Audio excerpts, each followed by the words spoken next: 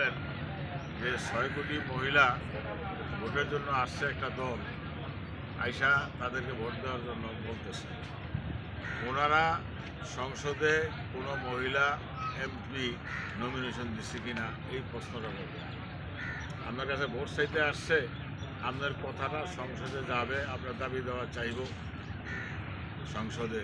এই ধরনের কোনো প্রতিনিধিকে ভোট নমিনেশন দিচ্ছে কিনা, দেয়নি। একমাত্র বিএনপি তারেক রহমান মহিলাদের পক্ষ হইয়া উনি সংসদে কথা বলার জন্য মহিলাদের পক্ষে উনি নমিনেশন দিচ্ছে।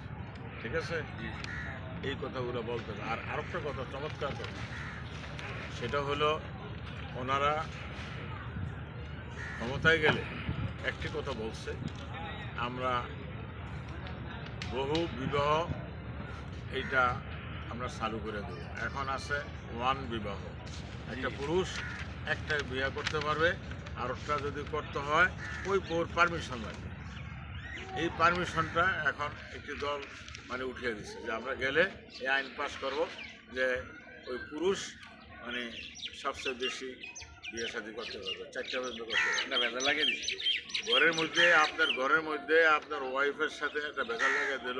আপনার মেয়ে বিয়ে দিচ্ছেন, ওই লোকটা 4টা বিয়ে করবে।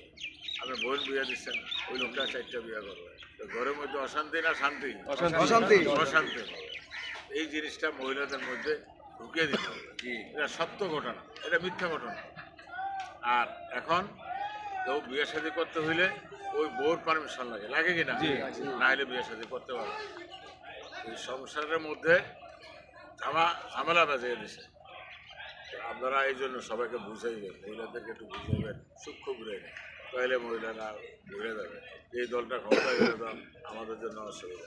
আর এই দলটা ক্ষমতায় গেলে আপনার স্বামী যদি বিএনপি করে, আপনার স্বামী যদি যুবদল করে, ছাত্রদল করে, তাহলে তাদেরকে আবার জেলে যেতে হবে। বলে কেন? তাদের শত্রু হইলাম আমরা, আওয়ামী লীগের শত্রু ছিলাম আমরা, এই জন্য আমাদেরকে হামলা দিয়েছে, মামলা দিয়েছে, জেলখানা পড়েছে। 17 বছর পালিয়েছিলাম। মানে আপনারা কি চান আবারও জেলে যাব? কি চান? এটা আমরা তাই সতর্ক থাকবো। আপনাকে নির্ঘাত অন্য একটা সরকার যদি ক্ষমতায় আসে, তাহলে আপনাদেরকে জেলে যেতে হবে। এই কথাটা আপনার ফ্যামিলিকে, আপনার মেম্বারকে, আপনার ছেলেকে, সবাইকে বুঝাইতে হবে। তুমি যদি ওইখানে ভোট দাও, তাহলে আমাকে জেলে যেতে হবে। কারণ তারা মেজরিটি তখন হয়ে যাবে, ক্ষমতায় যাবে, তখন